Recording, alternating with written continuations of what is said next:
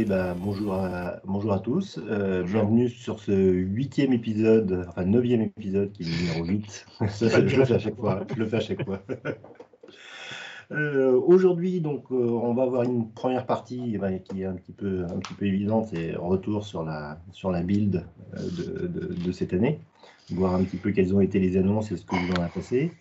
Et ensuite, on aura Anthony qui va nous parler d'une technologie Google qui, avec son implémentation dans .NET Core sur gRPC.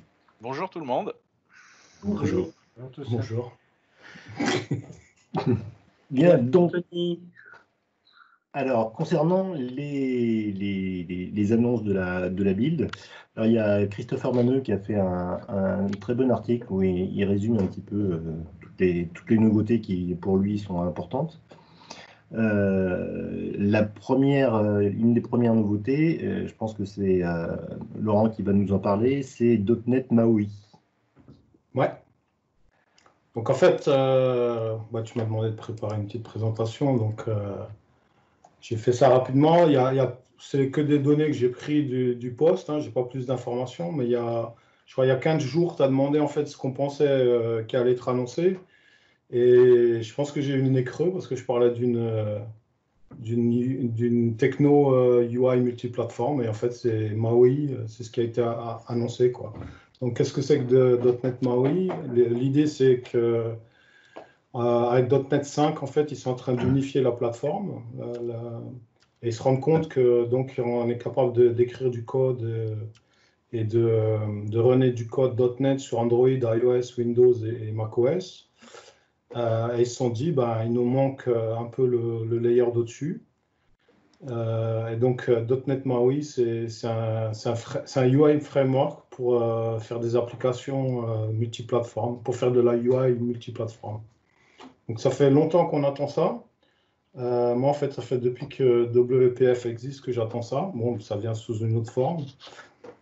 C'est basé sur Xamarin Forms.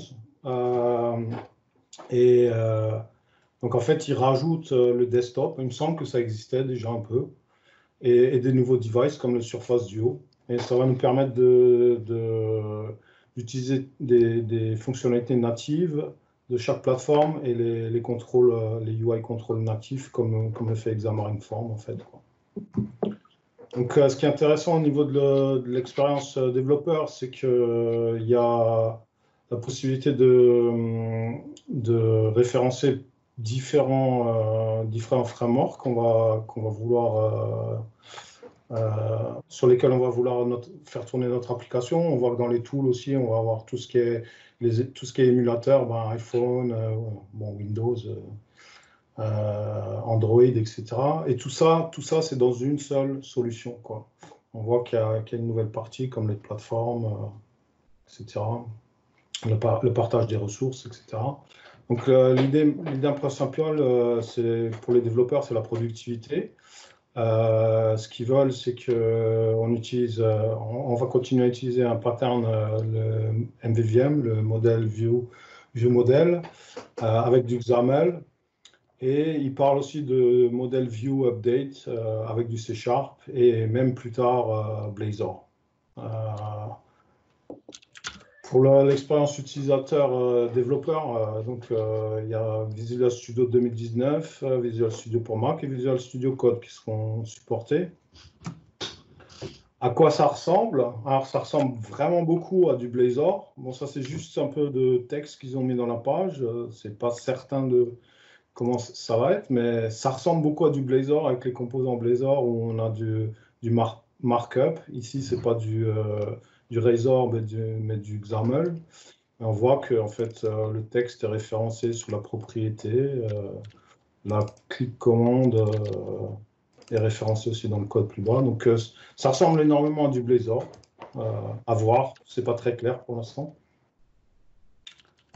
Au niveau de la disponibilité, donc ils ont publié une roadmap sur GitHub, mais la première preview sera pour fin de l'année, enfin ils disent plus tard, mais vers la fin de l'année.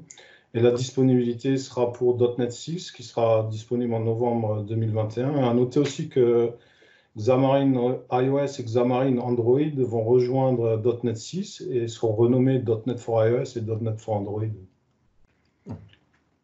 On voit que en fait, c'est un gros projet. Moi, c'est vraiment quelque chose que j'attends depuis longtemps et je suis curieux de voir ce que ça va donner, quoi. Donc, à la base, la plateforme .NET par-dessus MAUI qui target les différents devices.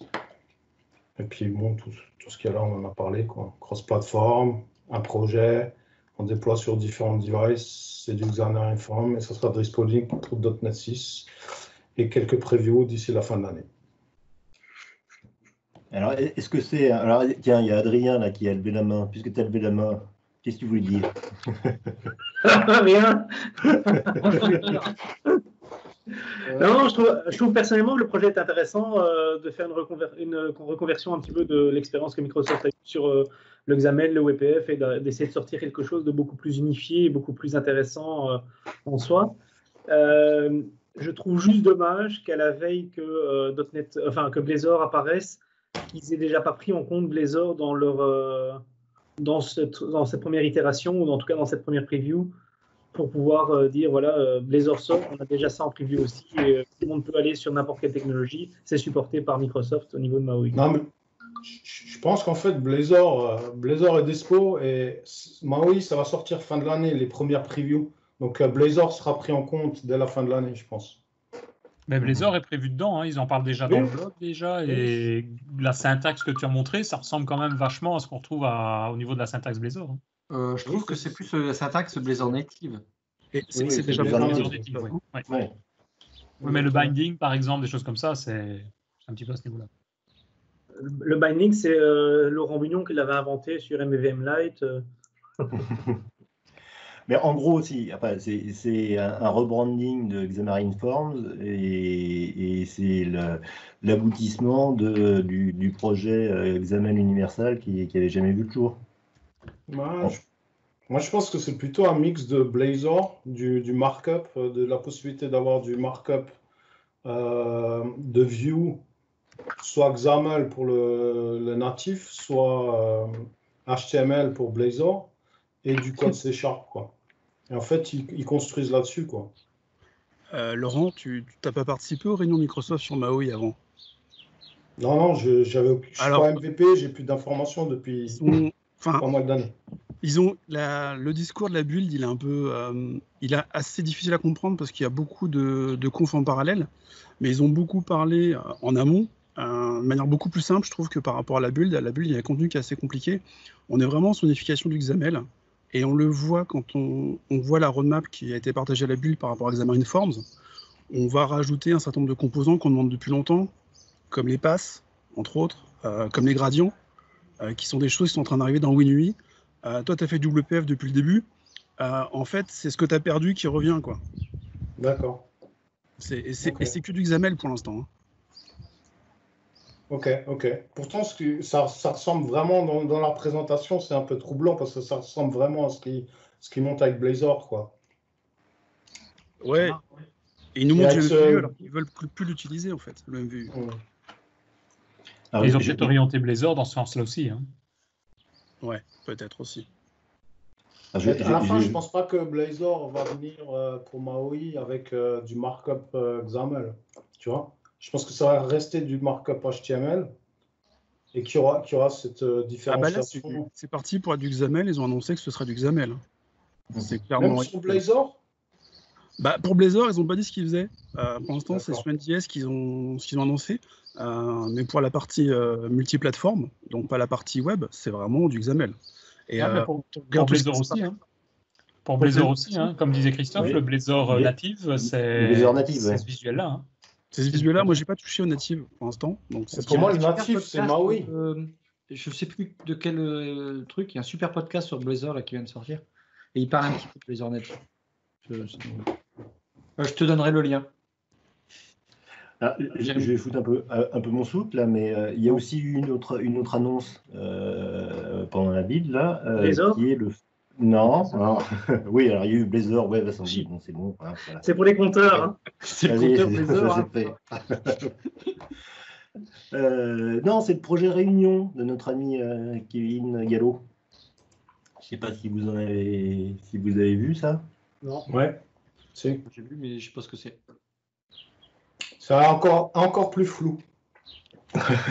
Ça s'appelle comment? Le projet comment? Réunion. Réunion. Réunion. C'est une énième Meeting en français. tentative. C'est une énième tentative pour unifier la plateforme UWP et Win32. D'accord. Des technologies totalement mortes, on est d'accord. On est d'accord. Oui, Ouais. Win32, non. Mais... Win32, ils ont dit qu'ils ne le supportaient plus dans les prochaines versions de Windows 10. Ils ne se portaient plus le 64 bits, mais c'est-à-dire qu'ils ne vont plus envoyer de Windows en 32 bits, c'est tout. Mais il sera toujours supporté. D'ailleurs, Ça c'est une n'a des aucun nouveautés de .NET 5, c'est qu'il supportera WinForm. Alors dans les autres annonces, toujours au niveau interface, puisqu'on est en plein dedans là, il y a eu aussi le Fluid Framework. Ça, c'est Ouais. beau. Ça, c'est magnifique. Alors je ne sais pas si vous avez joué un petit peu avec la version de démo là, qui est accessible, là, qui permet de faire du collaboratif en temps réel. Et donc, il y a un certain nombre de composants qui sont fournis d'office, justement, et qu'on pourra intégrer dans nos applications. Quel genre d'app? Mais c'est très orienté Microsoft 365. C'est-à-dire que, par exemple, tu as le contrôle qui représente une personne. Tu sais, là où tu as le petit rond avec les initiales ou ce genre de choses. Et c'est l'évolution de Fabric 8, ça? Ouais, Non. c'est que du React. Comment? Pour l'instant, c'est que du React. Que d'ailleurs. du React. Oui, c'est du React, oui.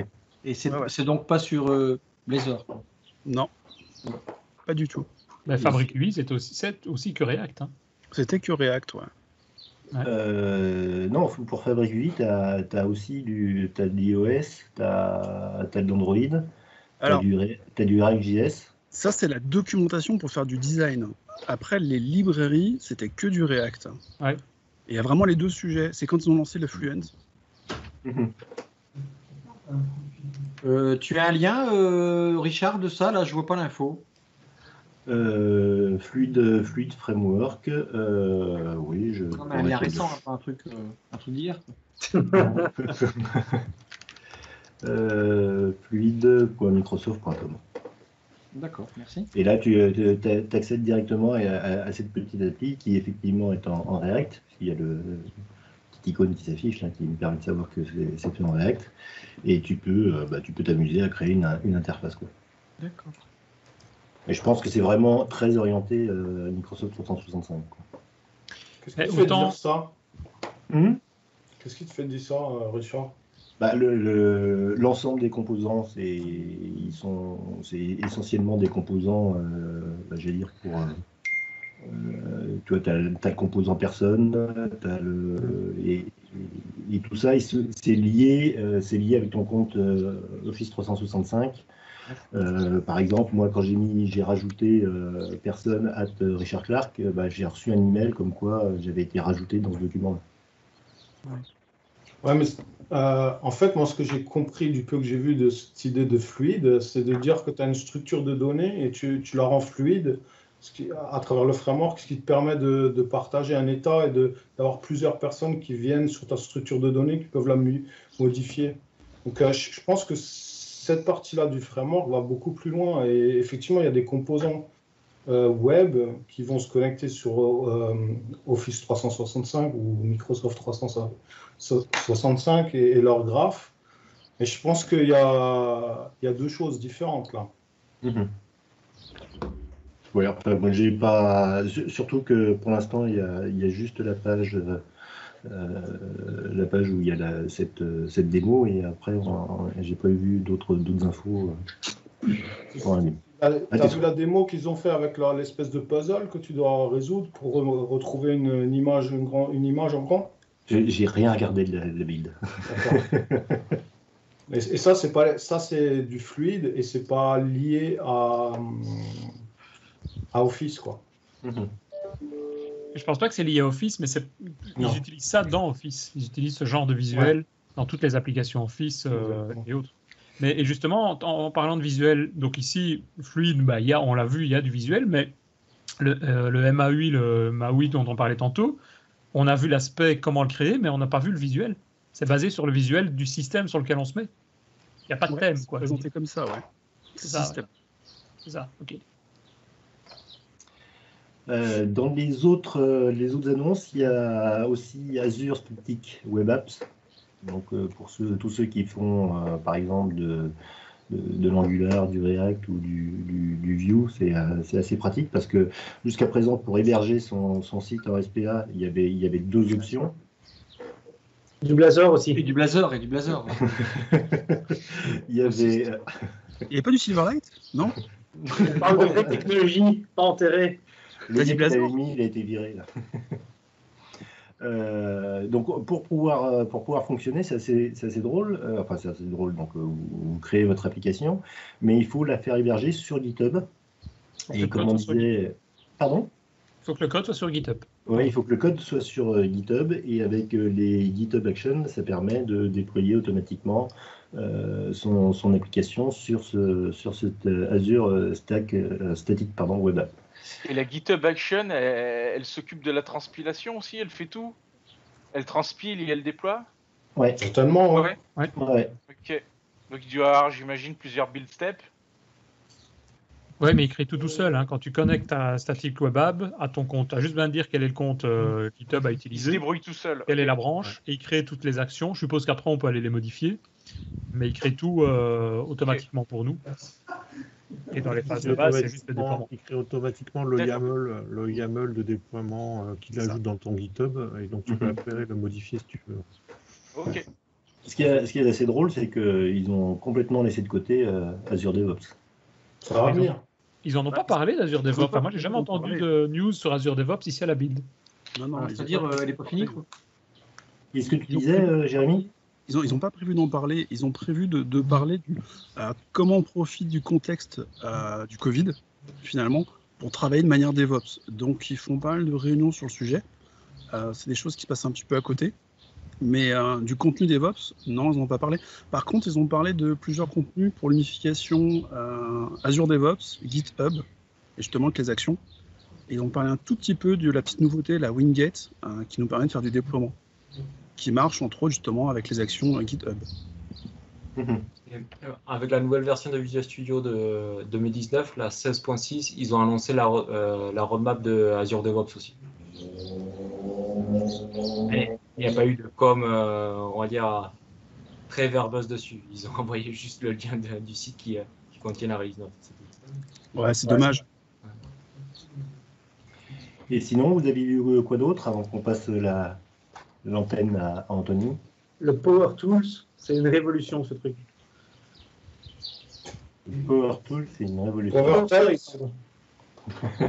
Franchement, quand Scott Hanselman a présenté ça, je trouvais que l'idée avec les écrans où on pouvait nous-mêmes commencer à les disposer un peu comme on voulait, je trouvais ça extraordinaire. C'est toujours le problème que moi j'ai quand j'ai un grand écran, c'est soit tu le mets à gauche, soit tu le mets à droite et tu n'as pas d'autre choix. Avec ça, tu as vraiment la possibilité de pouvoir créer des zones où tu peux retaper, si tu as une petite fenêtre, tu la mets en haut à gauche et si tu veux une plus grande à droite, etc. Je trouve ça vraiment cool. Ouais. J'ai pas suivi, ils l'ont sorti en version finale? Non, alors en version 0.18. Moi j'ai fait la mise à jour ce matin et du coup les fancy zones ça marche plus chez moi. Donc, je pense qu'il faut que je redémarre mon micro pour que ça marche. Franchement c'est pas mal. Hein. Ouais.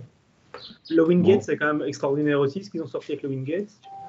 Je trouve que durant la track communautaire française ici à la build, Christopher Maneux parlait aussi que dans la roadmap ils allaient aussi gérer toutes les sous-dépendances d'un paquet. Donc, si jamais vous avez un installateur qui a besoin de sous-dépendance, qui a besoin d'un autre exécutable derrière, ils vont faire la résolution d'exécution automatique, enfin de l'exécutable automatiquement. Et je trouve ça vraiment pas mal et bien recherché, ce que Chocolatine ne fait pas de façon automatisée correctement, en tout cas. Je ne sais pas si vous avez vu les mauvaises langues de The Verge qui ont dit que le catalogue Wingate était plus fourni que le Windows Store. C'est pas dur en soi. Elle était facile celle-là. Bien, à moins que vous ayez autre chose, on va passer dans le monde du gRPC avec Anthony. C'est parti, messieurs. Tout le monde voit bien mon écran? Ouais. C'est parti. Je vais vous parler de gRPC d'ASP.NET Core 3.1 plus exactement. Une façon efficace de designer des microservices et pas une nouvelle façon. Je vais vous expliquer pourquoi, parce que gRPC c'est pas nouveau. Allons-y. Je vais vous introduire gRPC et puis je vais vous introduire aussi gRPC. C'est quoi gRPC Web? On va voir ça un petit peu plus tard. Comment fonctionne gRPC Web dans ASP.NET Core? Comment fonctionne et est-ce que ça fonctionne gRPC Web dans Azure? On va faire une petite comparaison entre gRPC et REST et pourquoi on devrait utiliser ou pas gRPC dans le monde .NET. C'est parti. Très important ici, c'est avant tout un framework RPC, Remote Procedure Call. Ça existe depuis 1974 et il y a eu tout un tas d'implémentations. Si vous vous souvenez, dans les années 2000, il y avait des implémentations dans ASP.NET tout court et c'était JSON RPC, XML RPC, etc. Ça a évolué depuis.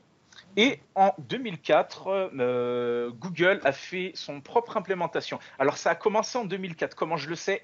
C'est que je suis remonté à leur premier commit sur leur tout ancien repo et j'ai remonté l'historique. Ils ont commencé en 2004 et ils l'ont rendu open source seulement en 2014. Et en 2014, tous les langages sont mis à le supporter, sauf malheureusement Microsoft. Alors pour la partie client, il y avait un client C#. Mais pour la partie serveur, aucune implémentation chez Microsoft. Ça a changé avec l'arrivée d'ASP.NET Core 3 en octobre. C'est, comme je vous l'ai dit, un Remote Procedure Call, le principe, mais en arrière, c'est un simple call HTTP. Je vais vous expliquer comment. Et c'est simplement utilisé pour faire des appels back-end entre systèmes. Ça fonctionne uniquement avec le protocole HTTP2 et pas HTTP1. C'est basé un petit peu comme WCF et les WSDL à une certaine époque sur les protocoles buffer. C'est un fichier de description qui permet à gRPC, lors de la compilation, d'autogénérer vos entités. Et ensuite, le transport, il se fait en binaire. D'après quelques benchmarks que j'ai pu voir, c'est 25% plus efficient qu'un call HTTP classique avec une web API JSON. Pardon, il y a une question? J'ai pas entendu. Je crois qu'il y a des micros ouverts, on va les couper. Ok. Ce n'est pas compatible avec les browsers, plutôt les navigateurs, excusez-moi mon anglicisme, et ce n'est pas supporté par Azure App Services et IIS. C'est bien dommage. Comment ça fonctionne? Ça fonctionne uniquement, toujours avec le seul et même unique verbe, post. Le content type, c'est application gRPC. Ça fonctionne comme une API REST avec des headers classiques qu'on peut retrouver, hein, les headers authorization bearer pour l'autorisation, les cookies, etc. Enfin, les cookies, oui, mais pour gRPC Web, pas gRPC tout court. Et puis, gRPC dispose pour fonctionner de headers spécifiques nommés trailers. C'est des données, ce sont des métadatas complètement custom dédiés à gRPC. Alors là, la chose étrange à comprendre, et j'ai vraiment mis beaucoup de temps, c'est que peu importe ce qui se passe dans votre application gRPC, ça renvoie toujours un status HTTP 200, même si ça crache. Si l'application crache, si la requête n'arrive pas à l'application et c'est un crash au niveau serveur, là, bien sûr, vous aurez un timeout, une 503, service unavailable, etc. Alors du coup, comment on fait pour débugger un petit peu ça et pour voir qu'est-ce qui se passe dans cette application? Eh bien, dans les headers et dans le body, on pourra trouver le gRPC status. Je vais vous montrer après pourquoi. gRPC status, il y en a 16 possibles. Quand ça réussit, quand la requête réussit, vous avez gRPC status 0 dans le body, étrange. Quand ça fail, vous l'avez dans les trailers. Un petit peu étrange. La réponse est bien sûr binaire, comme je vous l'ai dit. À quoi ça ressemble un fichier protobuf? C'est un fichier de description. On y définit la syntaxe proto 3, proto 2 est devenu obsolète. On y inclut un mot-clé qui s'appelle package. Package, ici, c'est quoi? C'est simplement le scope ou plutôt la version de votre script. Package, ici, va vous permettre de faire du versionning plus tard. On y décrit notre service. On commence par le mot-clé RPC. On donne le nom de la méthode et on passe les paramètres. Alors, ici, ça peut paraître bizarre. Vous voyez un petit request. C'est normal. gRPC, ou plutôt protobuf, exige que même s'il n'y a pas de paramètres, vous devez lui passer un paramètre sans propriété. C'est un petit peu étrange, mais c'est ainsi. Et puis, on ajoute le mot-clé returns. Entre parenthèses, on met la réponse qui est ici. Deuxième méthode, par exemple, même chose, sauf qu'ici, le paramètre entrant, il a des properties. Comme vous pouvez le voir, ça supporte les classes qu'on appelle messages. On peut avoir des énumérateurs et on peut avoir des arrays. La notion de liste n'existe pas. Le mot-clé ici, c'est repeated. Un repeated d'énum, un repeated de string. Donc, une collection. Ici, le 1, 2, 3, 4, c'est simplement pour dire au compilateur protoc, quand il va sérialiser et désérialiser, dans quel ordre les properties doivent être lues pour être correctement sérialisées, désérialisées. Voilà un petit peu pour une petite introduction à la syntaxe proto. Comment ça se passe donc? Behind the scene, en arrière, on a un outil qui s'appelle Protoc, qui s'appelle Protobuf Compiler. Il va compiler à partir de vos protobufs vos entités et donc vos messages et votre client dans le répertoire objet debug .NET Core App 3.1. On a un fichier pour les entités messages et on a un fichier pour les méthodes et le client HTTP. C'est seulement à partir de ce moment-là que quand votre compilation a réussi, vous allez trouver vos fichiers ici. Vous pouvez écrire vos fichiers. Ici, ce sont deux fichiers de base. Ils sont abstracts et vous devez les implémenter.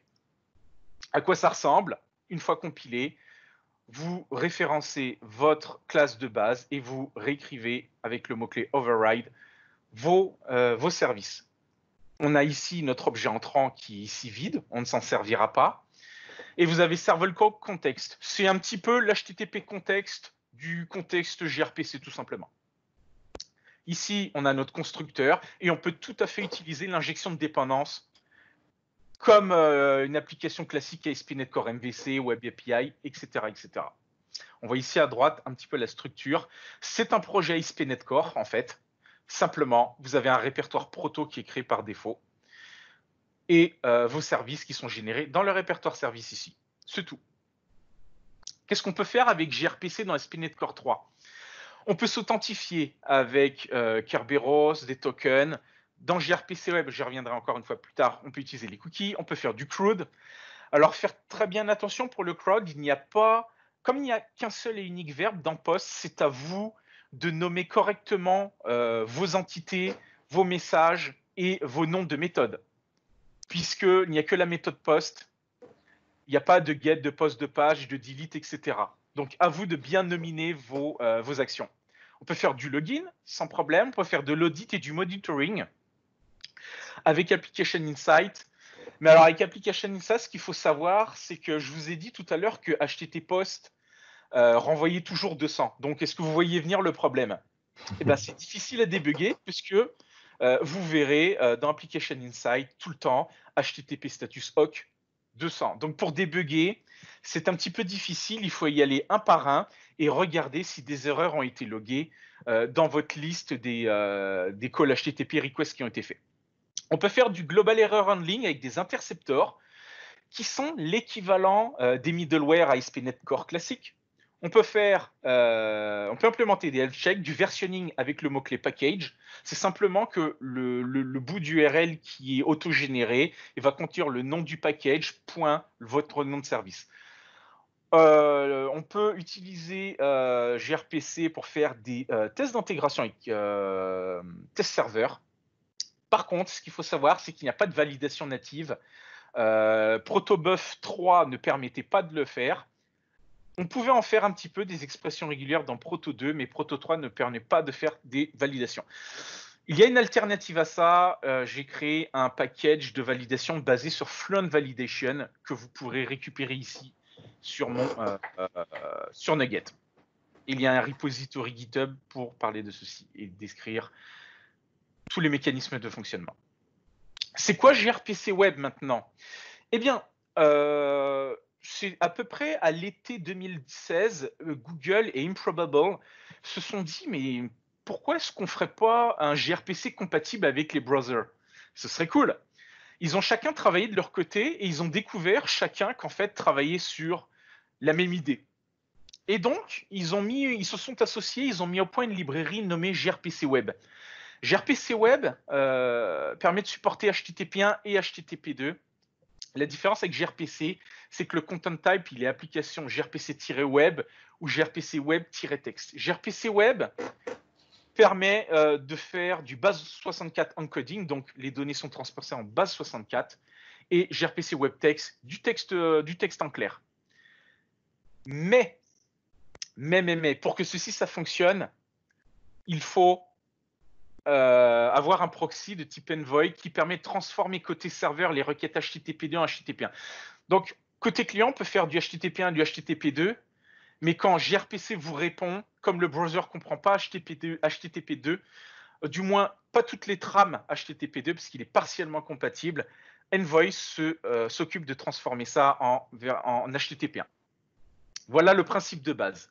Maintenant, quel est le rapport avec ASP.NET Core 3.1? Eh bien, Microsoft a fait sa propre implémentation de gRPC Web côté serveur. Tout simplement, ils permettent aux serveurs et aux clients de se comprendre sans avoir besoin de proxy. Donc, si vous envoyez un MIME type gRPC text, ASP.NET Core, au lieu de vous renvoyer du binaire, va vous renvoyer du texte ou du base 64. That's it, that's all. Parlons maintenant d'un petit peu de gRPC et de gRPC Web dans Azure. gRPC n'est pas du tout supporté par les Azure App Services. Ça va être le cas bientôt, on ne sait pas quand. Pourquoi? C'est parce que les trailers ne sont pas supportés dans l'App Services. Si on ne peut pas supporter les App Trailers, les trailers, on ne peut pas faire fonctionner gRPC dans Azure App Services. gRPC, par contre, lui, est supporté par ACI et Kestrel en self pour Kestrel en self hosting dans les VM. A contrario, gRPC Web, lui, est compatible avec Azure App Services. J'ai fait une démo avec un Linux App Service, un Windows App Service. Il est compatible aussi avec ACI et IIS. Oups, excusez-moi. Ben, voilà, nous voilà. Passons maintenant à gRPC versus REST. Comme vous avez pu le voir, les status codes sont complètement différents. D'un côté, on consomme des gRPC status, de l'autre, des HTTP status. Versus REST, on a du binaire versus du JSON. C'est 25% plus performant pour un même payload. gRPC, lui, est compatible seulement HTTP2, tandis que dans ASP.NET Core 2.2, pour une Web API, on peut exposer nos services sur HTTP1 et HTTP2. La différence encore entre les deux, c'est du code generation versus no code generation. Vous codez vos POCO à la main pour une Web API, par exemple. Et bien sûr, le plus gênant, c'est le support du browser. Évidemment, c'est supporté par les browsers REST. gRPC, non, excepté gRPC Web. Alors, pourquoi on utiliserait gRPC ou pas? Déjà, ils ont choisi HTTP2 uniquement pour les performances, parce qu'HTTP2, lui, vous permet de faire du streaming. Il faut savoir que gRPC est compatible avec des services unaires, comme une Web API. J'effectue une requête au serveur, j'ai une réponse, la connexion se ferme. Avec HTTP2, on peut faire du streaming et la connexion ne se ferme pas. On peut faire plusieurs transactions sur une même requête HTTP. Ce qui est bien, la connexion ne se ferme pas, donc elle est réutilisée avant de se fermer. On gagne énormément en performance versus ouvrir, fermer une connexion. c'est très pratique parce qu'on peut faire du streaming, comme je l'ai dit, mais on peut le faire du streaming bidirectionnel, du client vers le serveur ou le serveur vers le client. Les spécifications sont strictes, c'est-à-dire que c'est terminer les débats sur comment je vais écrire mon URL, comment je vais écrire ma route, quel verbe j'ai utilisé, plus de débat entre put, patch, etc. Est-ce que j'utilise post tout le temps? Non, du put. Plus de delete non plus. C'est toujours du post. C'est aussi simple que ça. Je l'ai mentionné tout à l'heure, le code est auto-généré versus des POCO générés à la main. Donc, ce qui peut paraître des fois un petit peu lourd. Moi personnellement, j'aime coder mes entités moi-même. De l'autogénération de code, c'est un petit peu pénible. J'ai quand même eu quelques mauvais souvenirs avec WCF, mais cela n'engage que moi. Puis la dernière chose que je dirais, c'est encore assez nouveau. C'est pas nouveau en tant que tel, c'est assez nouveau dans le monde de Microsoft. Chez Microsoft, par exemple, ils ont mis en stand-by la librairie de validation des modèles d'input. C'est pour ça que j'ai dû créer une librairie temporaire avant que Microsoft ne s'attelle sur le sujet. C'est pour ça que je dirais que c'est pas encore tout à fait mature et c'est très mal documenté. Si vous allez voir mon blog, j'ai pas mal documenté ça et ça m'a valu quand même les félicitations de James Newton King qui a développé gRPC dans ASP.NET. Pour les références, vous verrez toutes les références que j'ai trouvées sur le web et qui m'ont permis de vous faire cette présentation et d'écrire mes articles de blog. J'en ai terminé. Alors concrètement, j'allais dire, mis à part alors, moi, ce que j'avais entendu sur gRPC, c'était que c'était essentiellement de la communication entre serveurs. Tout à fait. Qu'est-ce qui fait que c'est dans un premier temps, c'est essentiellement orienté communication entre serveurs?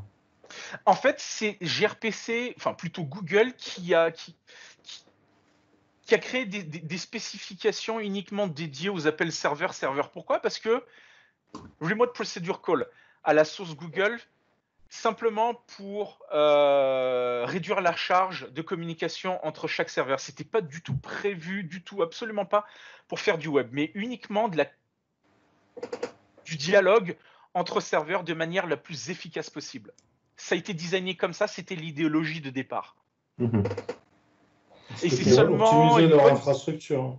Exact. Et c'est seulement 10 ans après qu'ils se sont dit, même 12, qu'ils se sont dit pourquoi pas faire une version web en réutilisant votre même service. Parce qu'un même service peut fonctionner en crachant du binaire ou en crachant du base64. C'est une évolution. Et alors pour faire la comparaison justement entre REST et gRPC Web, est-ce que le fait, si j'ai bien compris, il y a quand même une sorte de traduction du message qui arrive sous forme HTTP1 classique et qui est converti en HTTP2 binaire, etc., pour que ce soit compris par la suite du traitement de la requête. Et est-ce que le gain qu'on a en performance, que tu disais là, de 25%, est-ce qu'on ne perd pas à cause de cette traduction Alors, on perd un peu en performance, je n'ai pas fait les mesures. Mais quand c'est encodé en base 64, ça reste plus performant que du JSON, ça reste moins performant que du binaire. Je t'avoue, je n'ai pas testé la sérialisation en texte brut. Alors moi j'ai essayé par contre. Oui. Et j'ai un très très bon retour. Par contre, je l'ai fait dans un écosystème où j'avais du Kubernetes, c'est à la mode, hein, je suis désolé, c'est comme ça, et j'avais effectivement du .NET Core. Donc, ils nous ont fait aujourd'hui une librairie qui mettent aujourd'hui comme POC, hein, c'est vrai, c'est clairement indiqué comme étant expérimental au niveau du gRPC Web. Par contre, on voit bien qu'ils ont fait sauter cet étage de Google qui fait qu'on a plusieurs transformations. D'ailleurs, quand on active gRPC Web, si tu as joué avec du déploiement sur des serveurs, tu as pu voir que dans certains cas, finalement, quand on activait gRPC Web, on avait des soucis avec gRPC. C'est fait du fait justement qu'ils ont fait en sorte que ce soit hyper performant. Et je trouve qu'aujourd'hui, sur une plateforme sur du Linux, avec du gRPC Web exposé par le .NET Core, on a des très très bonnes perfs. Et j'ai testé par rapport à Google Cloud. On est très proche, je vois pas la différence en fait. Donc je pense que l'implémentation de Microsoft est quand même pas mal foutue niveau serveur. Ils ont sorti une nouvelle release, la 2.28, et elle n'est plus en preview, elle va être déployée en tant que package définitif. Donc entre le moment où j'ai créé ma démo, fait mes recherches, j'en étais à la version 2.27 preview 2. Ils sont passés à ça a monté de 6 mini-versions, c'est passé à la 2.28 preview 3. J'ai pas encore eu le temps de catcher les améliorations entre, mais ouais, je peux te dire que ça marche bien. J'ai upgradé mes packages juste pour vérifier que ça marchait bien, ça marche bien, mais j'ai pas mesuré les performances. Ça passe tout seul. Hein.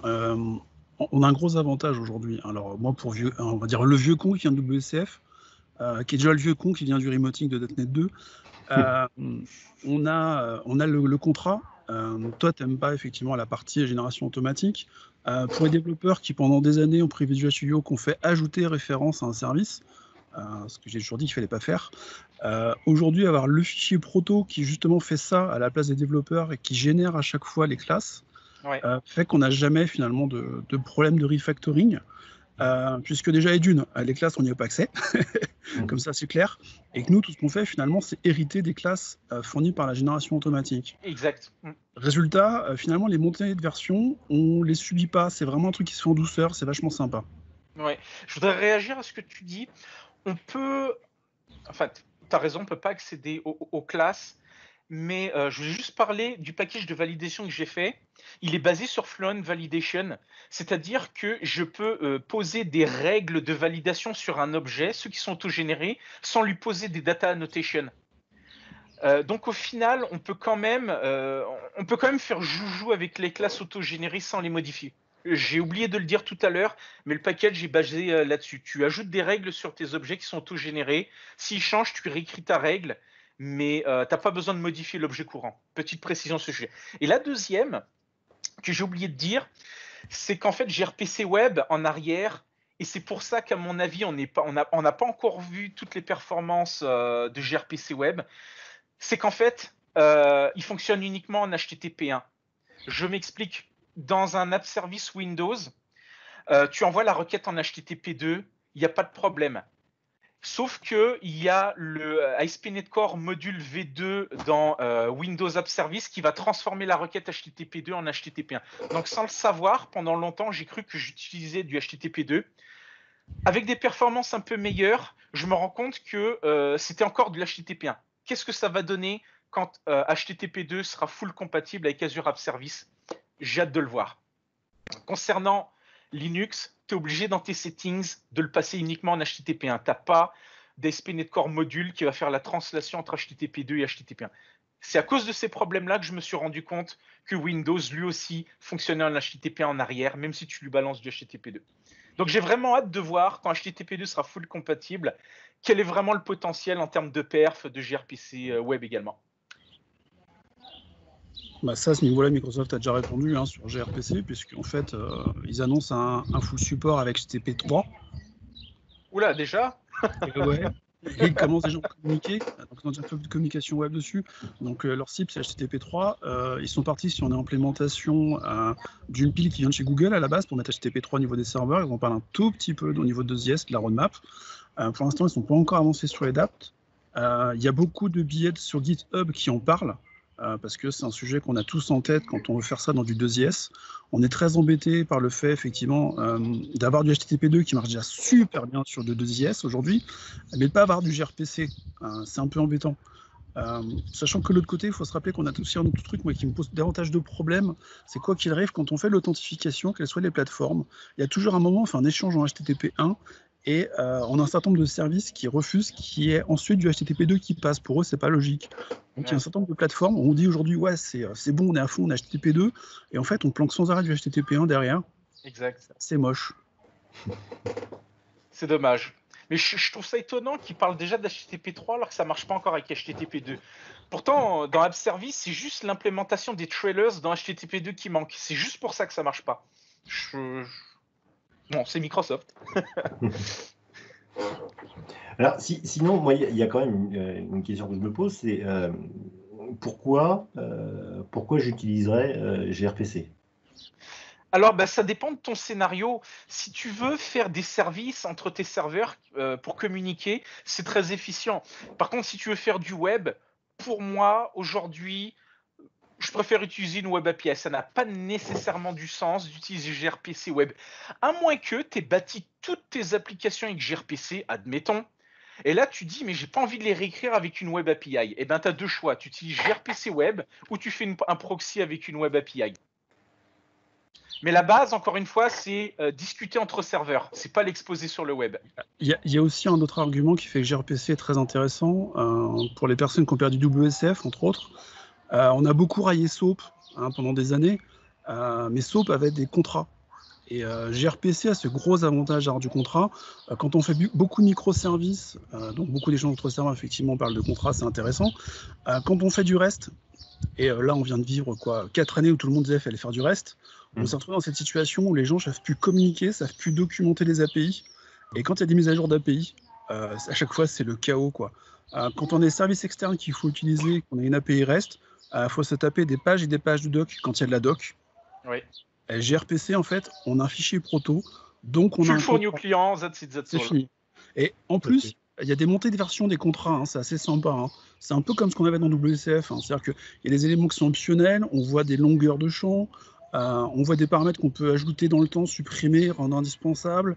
Le proto décrit vraiment ce qui s'est passé dans la vie du service en termes d'existence. Donc quand tu es dans une approche DevOps, gRPC, je suis tenté de dire, c'est ce qu'il faut prendre. Tu fais du DevOps. Tu veux faire que du REST, c'est bien, tu peux faire que du REST, mais il faut beaucoup documenter. Il faut que tu aies des développeurs qui communiquent beaucoup et qui sachent documenter. Voilà, c'est pas toujours évident. Tu as juste à bumper ton package name si tu montes en version. That's it, that's all. Ça tient juste à ça. Ouais, ça c'est cool. Dernière chose, Richard, pour répondre à ta question concernant les scénarios, je suis en train de travailler actuellement sur un service worker qui va catcher des fichiers et qui va les envoyer ligne par ligne en streaming via un service gRPC à un autre serveur. Ça aussi, ça peut être un scénario intéressant pour synchroniser des données. Et tu n'es plus obligé d'envoyer un paquet de 50 mégas de fichiers, tu peux les envoyer en streaming ligne par ligne. La connexion HTTP2, elle ne se ferme pas, elle est là pour rester ouverte. Et c'est beaucoup plus performant. Et il y a moins de risques que tu te catches un timeout ou des erreurs. Il y a Rémi qui voulait intervenir. Oui. Oui, je voulais dire, on peut profiter un peu de. Moi, je entre guillemets, pirate gRPC, parce que les classes générées par gRPC se serialisent très bien en JSON. Et donc, l'idée, c'est d'utiliser le fichier proto pour faire sa définition et de faire son exemple du reste. J'ai fait ça aussi, je l'ai fait pour jouer, ouais, j'ai joué aussi pour du reste. Mais effectivement, moi, je suis sur un dev où il y a plus de 150 API, on se tire les cheveux sur la documentation, en reste, je parle. Ça se voit d'ailleurs. Tandis qu'avec un fichier proto, c'est la norme, on voit, et s'il y a des évolutions, on voit l'historique dans Git, etc. OpenAPI fait ça aussi bien. Oui. J'ai mis un blanc. Oui. Ouais. Je ne connais pas. Il faut savoir Oui, Swagger, etc. Mais Microsoft est en train d'implémenter une version Swagger pour gRPC. Ouais. Je ne sais pas où j'en suis, je ne suis pas retourné sur le thread GitHub, mais c'est en cours. Ça avance très très bien. Et ils envisagent effectivement, avec la partie open, de faire du contrat pour du reste. Ouais. Et en plus de la doc Swagger, et de permettre justement de unir ces deux mondes. Ils ont même parlé potentiellement à un moment de fournir du JSON en réponse pour les gens qui veulent taper un service gRPC. En gros, WCF qui revient, quoi. Ça existait déjà, un RPC JSON dans le monde ASP.NET en 2000. On revient en arrière. Pourquoi pas? Pourquoi pas? WCF vaincra. Bien. Est-ce que vous aviez d'autres remarques par rapport à tout ça, par rapport à gRPC? Non. C'était très, très instructif. Merci Ça fait Anthony. plaisir. Ça fait plaisir. Continuez à suivre mon blog. Je continue à écrire des articles de blog. J'ai monté aussi un repo GitHub où il y a tous les exemples possibles, imaginables sur gRPC. Et ça avance au jour le jour. Keep posting. Bien.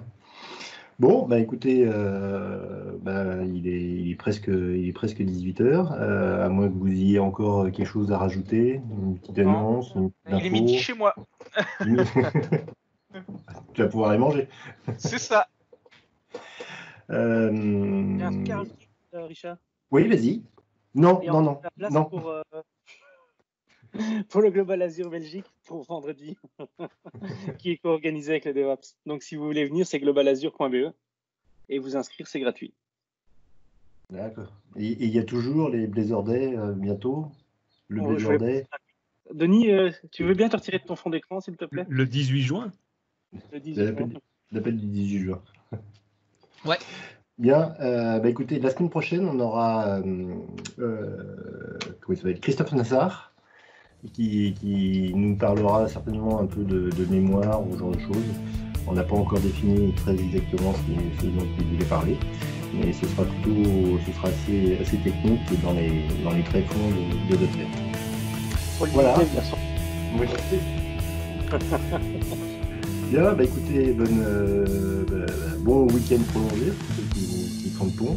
Et puis à la semaine prochaine. Ciao. À la Salut. semaine Bonne journée. prochaine. Bye. Salut. À plus, salut.